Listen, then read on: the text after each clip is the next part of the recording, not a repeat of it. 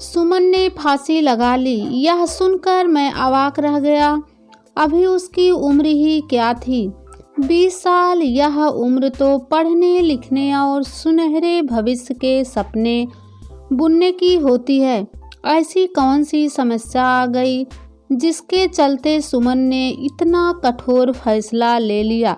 घर के सभी सदस्य जहां इसको लेकर तरह तरह के अटकलें लगाने लगे, वहीं मैं कुछ पल के लिए अतीत के पन्नों में उलझ गया। सुमन मेरी चचेरी बहन थी। सुमन के पिता यानी मेरे चाचा कलराज कचहरी में पेशकार थे। जाहिर है रुपयों पैसों की उनके पास कोई कमी नहीं थी। ललिता चाची चाचा की दूसरी पत्नी थी। उनकी पहली पत्नी उच्कुलीन थी, लेकिन ललिता चाची अति निम्न परिवार से आई थी। एकदम अनपढ़ गंवार, दिन भर मोहल्ले की मजदूर छाप औरतों के साथ मजमा लगाकर गप्पे हाँकती रहती थी। उनका रहन सहन भी उसी स्तर का था। बच्चे भी उन्हीं पर गए थे। माँ के संस्कारों का बच्चों पर गहरा असर पड़ता है। कहते हैं न कि पिता लाख व्यभिचारी लपंटक हो, लेकिन अगर माँ के संस्कार अच्छे हो तो बच्चे लायक बन जाते हैं। चाचा और चाची बच्चों से बेखबर सिर्फ रुपयों कमाने में लगे रहते। चाचा शाम को कचहरी से घर आते तो उनके हाथ में विदेशी शराब की बोतल होती। आते ही घर पर मुर्गा व शराब का दौर शुरू हो जाता। एक आदमी रखा था जो भोजन पकाने का काम करता था। खा पी कर वह बेसुध बिस्तर पर पड़ जाते।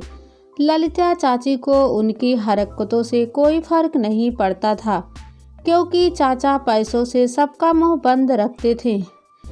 अगले दिन फिर वही चर्चा। हालात यह था कि दिन चाची और बच्चों का तो शाम चाचा की। उनको 6 संतानों में 3 बेटे व 3 बेटियां थी, जिनमें सुमन बड़ी थी। फैजाबाद में मेरे एक चाचा विश्वभान का भी घर था।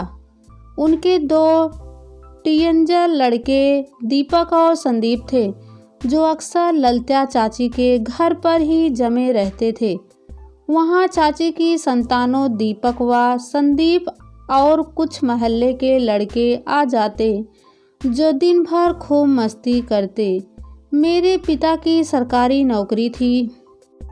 संयोग से 3 साल फैजाबाद में हमें भी रहने का मौका मिला, सो कभी कभार मैं भी चाचा के घर चला जाता।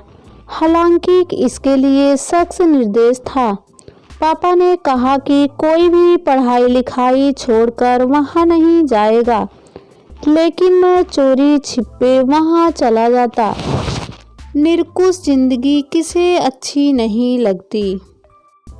मेरा भी यही हाल था। वहाँ ना कोई रोक टोक, ना ही पढ़ाई लिखाई की चर्चा। बस दिन भर ताश, लूडो, कैरम या फिर पतंगबाजी करना।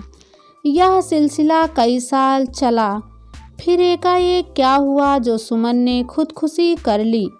मैं तो खैर पापा के तबादले के कारण लखनऊ आ गया, इसलिए कुछ अनुमान लगाना मेरे लिए संभव नहीं था। मैं पापा के साथ फैजाबाद आया। मेरा मन उदास था। मुझे सुमन से ऐसी अपेक्षा नहीं थी।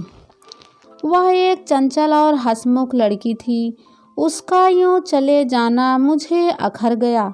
सुमन एक ऐसा अनबुझा सवाल छोड़ गई जो मेरे मन को बेचैन किए हुआ था कि आखिर ऐसी कौन सी विपदा आ गई थी जिसके कारण सुमन ने इतना बड़ा फैसला ले लिया। जान देना कोई आसान काम नहीं होता। सुमन का चेहरा देखना मुझे नसीब नहीं हुआ। सिर्फ लाश को कफन में लिपटा देखा। मेरी आंखें भर आई। शव यात्रा में मैं भी पापा के साथ गया। लाश शमशान घाट पर जलाने के लिए रखी गई। तभी विश्वभान चाचा आए। उन्हें देखते ही कलराज चाचा आपे से बाहर हो गए।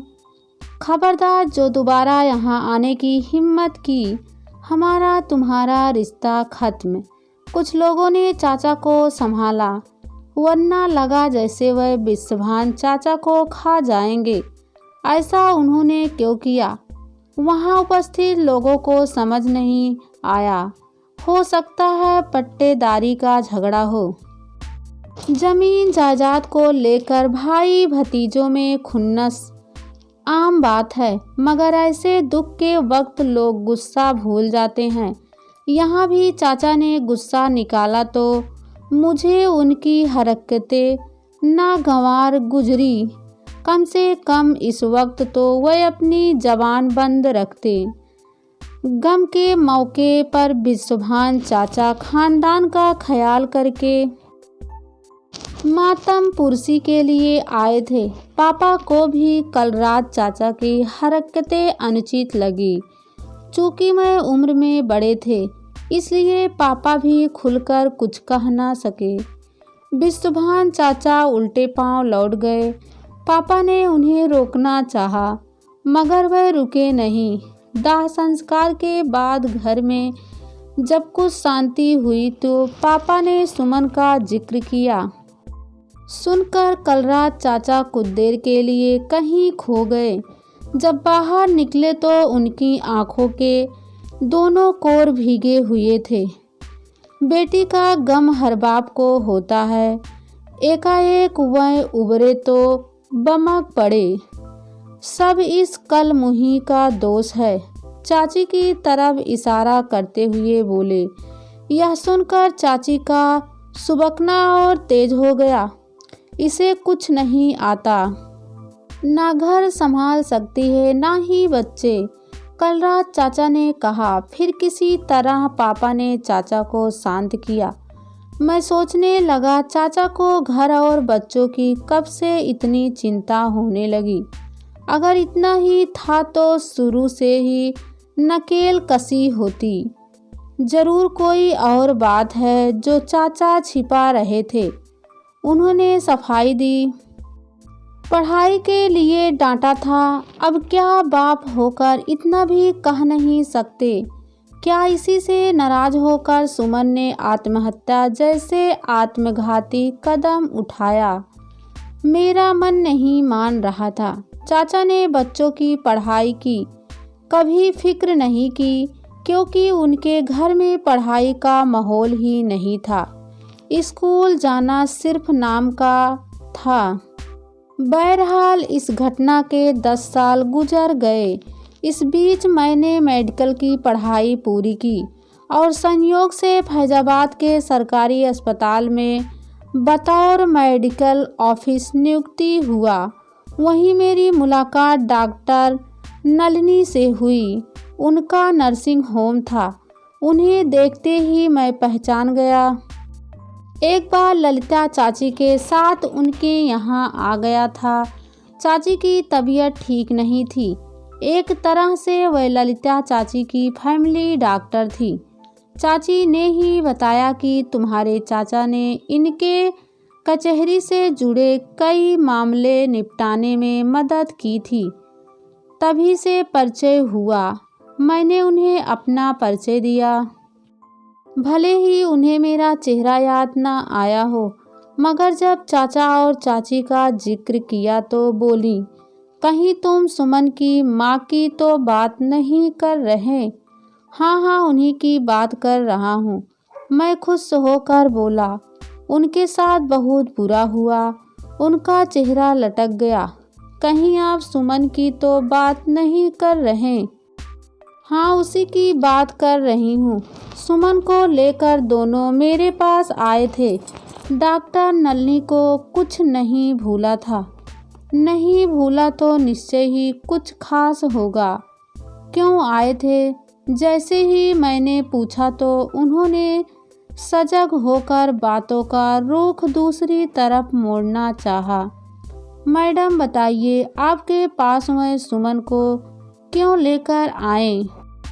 मैंने मनोहर की आपसे उनका रिश्ता क्या है? वह मेरे चाचा चाची हैं। सुमन मेरी चचेरी बहन थी। कुछ सोचकर डॉक्टर नलिनी बोली, आप उनके बारे में क्या जानते हैं? यही कि सुमन ने पापा से डांट खाकर खुदकुशी कर ली। खबर तो मुझे भी अखबार से यही लगी। उन्होंने वो सांस ली। कुछ क्षण की चुप्पी के बाद बोली, कुछ अच्छा नहीं हुआ। क्या अच्छा नहीं हुआ? मेरी उत्कंठा बढ़ती गई। अब छोड़िए भी, गड़े मुर्दे उखाड़ने से क्या फ़ायदा? उन्होंने टाला। मैडम बात तो सही है, फिर भी मेरे लिए यह जानना बेहद ज़रूरी है कि आखिर सुमन ने खुदकुशी क्यों की। जानकर क्या करोगे? मैं उन हालातों को जानना चाहूँगा जिनकी वजह से सुमन ने खुदकुशी की। मैं कोई खुफिया विभाग का अधिकारी नहीं, फिर भी रिश्तों की गहराई के कारण मेरा मन हमेशा सुमन को लेकर दुखी रहा। आपको क्या बताया गया है? यही कि पढ़ाई के लिए चाचा ने डांटा, इसलिए उसने खुदकुशी कर ली। इस कथन पर मैंने देखा कि डॉक्टर नलिनी के अधरों पर एक कुटिल मुस्कान तैर गई। अब तो मेरा विश्वास पक्का हो गया कि हो ना हो बात कुछ और है, जिसे डॉक्टर नलिनी के अलावा कोई नहीं जानता। मैं उनका मुंह जोहता रहा कि अब वह राज से पर्दा हटाएंगी। मेरा प्रयास रंग लाया। वह कहने लगी, मेरा पेशा मुझे इसकी इजाज़त नहीं देती, मगर सुमन आपकी बहन थी, इसलिए आपकी जिज्ञासा शांत करने के लिए बता रही हूँ। आपको मुझे भरोसा देना होगा कि यह बात यहीं तक सीमित रहेगी। विश्वास रखिए मैडम, मैं ऐसा कुछ नहीं करूँगा जिससे आपको रुसवा होना पड़े। सुमन गर्भवती थी। सुनकर सहसा मुझे विश्वास नहीं हुआ। मैं सन्न रह गया। सुमन के गार्जियन गर्भ गिराने के लिए मेरे पास आए थे। गर्भ 5 माह का था, इसलिए मैंने कोई रिस्क नहीं लिया। मैं भरे मन से वापस आ गया। यह मेरे लिए एक घातक से कम नहीं था। 20 वर्षीय सुमन गर्भवती हो गई। कितनी लज्जा की बात थी मेरे लिए। जो भी हो, वह मेरी बहन थी। क्या बीती होगी चाचा चाची पर जब उन्हें पता चला होगा कि सुमन पेट से है। चाचा ने पहले चाची को डांटा होगा, फिर सुमन को। बच निकालने का कोई रास्ता नहीं दिखा तो सुमन ने खुदकुशी कर ली। मेरे सवाल का जवाब अब भी अधूरा रहा। मैंने सोचा डॉक्टर नलिनी से खुदकुशी का कारण पता चल जाएगा तो मेरी जिज्ञासा खत्म हो जाएगी, मगर नहीं। यहाँ तो एक पेंच और जुड़ गया। किसने सुमन को गर्भवती बनाया? मैंने दिमाग दौड़ाना शुरू किया। चाचा ने शमशान घाट पर विश्वभान चाचा को देखकर क्यों आपा खोया? उन्होंने तो मर्यादा की सारी सीमा तोड़ डाली थी। वह उन्हें मारने तक दौड़ पड़े थे। मेरी विचार प्रक्रिया आगे बढ़ी। उस रोज वहां विश्वभान चाचा के परिवार का कोई सदस्य नहीं दिखा। यहाँ तक कि दिन भर डेरा डालने वाले उनके दोनों बेटे दीपक और संदीप भी नहीं दिखे। क्या रिश्तों में सेध लगाने वाले विश्वभान चाचा के दोनों लड़कों में से कोई एक था?